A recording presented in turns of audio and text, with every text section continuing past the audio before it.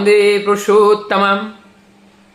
परम दयाल श्री ठाकुर उन्हें वंदे पुरुषोत्तम की ध्वनि से आह्वान किए जाते हैं, विश्व गुरु के नाम से आख्यायित किए जाते हैं, व्याख्यायित किए जाते हैं।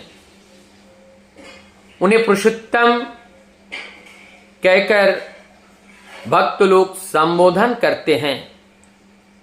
कहां तक ये उचित है? क्या ये उपाधि किसने दिए हैं?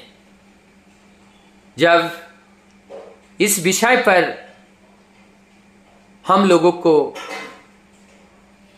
सुनने को मिलता है तो हम लोग जानते हैं हमारे भारतवर्ष में 4 धाम, 4 जो जगत गुरु हैं,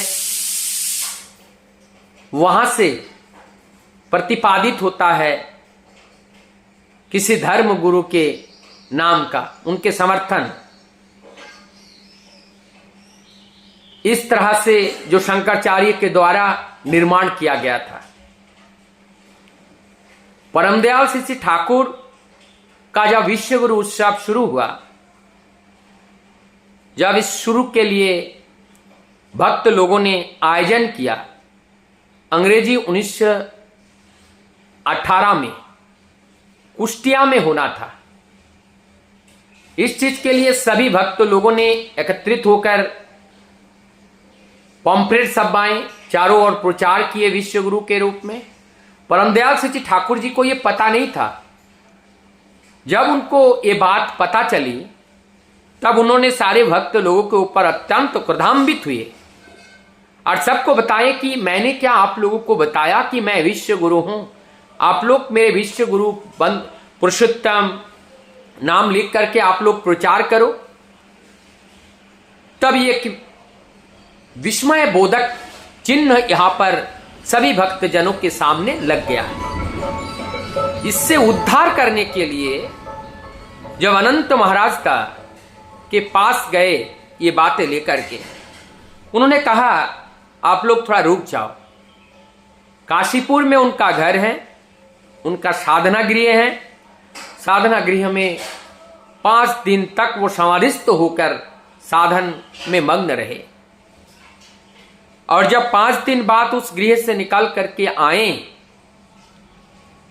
तब उन्होंने कहने लगे ये नाम ना आपका दिया हुआ है ना मेरा दिया हुआ है, ये प्रकृति का नाम है और इस नाम के लिए आपको कोई चिंता नहीं करना पड़ेगा।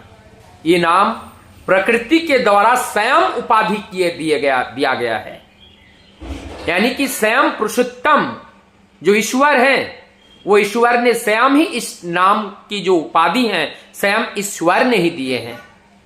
इसीलिए यहां पर कोई प्रश्न चिन्ह रखने का जरूरत नहीं है।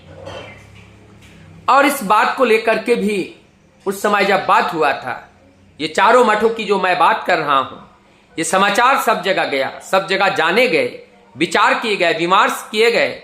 यहां से 100 वर्ष से अधिक वर्ष पहले तब जाकर के उन लोगों ने स्वीकार किया था और तभी से ये जो बंद पुरुषोत्तम और उनकी जो विश्व गुरु का जो प्रचार प्रसार हुआ था उसमें और किसी भी प्रकार की बाधा कोई करने का साहस नहीं किए थे। और तभी से अविराल भाव से उनका जो क्रियाकलाप है केवल बोलने से नहीं, उन्होंने जगत को करके दिखाया। किस तरह से विपन्न जीवन को संपन्न बनाया, किस तरह से समाप्त जीवन को प्राप्त किया, किस तरह से एक विस्मय जीवन को अमृत जीवन में भर दिया, किस तरह से अधार्मिक जीवन को धार्मिक में परिवर्तित किया। ये सब तब संभव होते हैं जब ईश्वरीय सत्ता साकार में इस धरती पर आकर के आकार धारण करते हैं और तभी उनको पुरुषोत्तम या भगवान की आख्या से आख्यायित किया जाता है, इसी से उनका व्याख्या दिया जाता है। तब जाकर के अनंत महाराज ने माता मनमोहिनी से वार्तालाप की। माता मनमोहिनी ने ठाकुर जी से बोले हैं, कुष्टिया में भक्त लोगों ने इतना आग्रह कर रहे हैं चले जाना, वहां पे जा कर के आपका वहां पे थोड़ा सा उपस्थित होकर के फिर चले आना। मां की इस आग्रह को ठाकुर जी ने ठुकराए नहीं और वहां पर गए। विश्व उत्सव बड़े धूमधाम से हुए। इसके बाद से ठाकुर जी का जो प्रचार प्रसार है वो रात दूनी दिन चौगुनी के हिसाब से ये इनका जो फैलाव है केवल हिमायतपुर पाबना वर्तमान में अभिन्न अखंड भारत जो हिमायतपुर थे वर्तमान में जो बांग्लादेश में हैं केवल वहां तक सीमायित नहीं रहे, अपितु संपूर्ण विश्व में ये डांका और ये प्रचार ये प्रसार और उनका ये प्रेम हर जगह फैला है। जैसे आसमान में सूर्य का प्रकाश हर जगह ये फैलती हैं और जब बादल होती हैं बरसती हैं तो वो किसी को नहीं देखते हैं, कौन इंसान है कौन पशु है कौन अमीर है वो गरीब है, निर्विशेष भाव से निर्विकल्प के भाव से सबके प्रति समदृष्टि के भाव से उनका जो प्रेम है वो बरसता है।